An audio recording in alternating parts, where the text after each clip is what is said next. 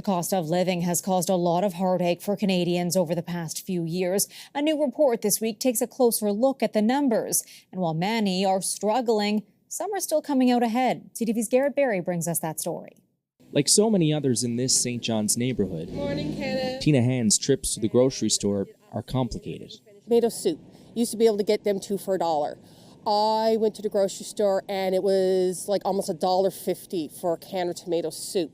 She's on income support and says the money coming in hasn't changed enough to keep up with the money going out. We buy cheaper foods. We buy, at Dominion and Sobeys and other places, they have these $10 bags of frozen foods. I can get 2 to 3 meals out of that for our family. That pain doesn't appear universal. Some of the richest are doing pretty well, according to new numbers published this week by the Parliamentary Budget Office. One could have been reasonable to expect that interest rates rising would affect virtually everybody, but it doesn't seem to have affected those at the higher end of the income distribution, at least not negatively. 80% of Canadians can afford less now than they could 2 years ago. The top 20% have maintained what's called their purchasing power.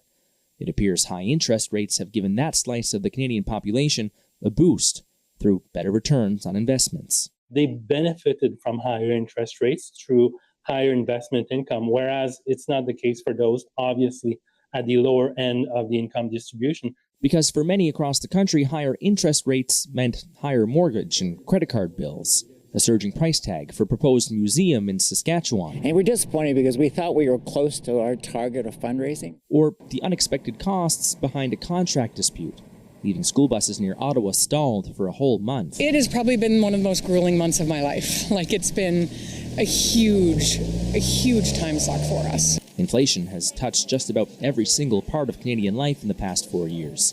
Millions of Canadians feel they must scrimp and save, some more than others. Garrett Barry, CTV News, St. John's.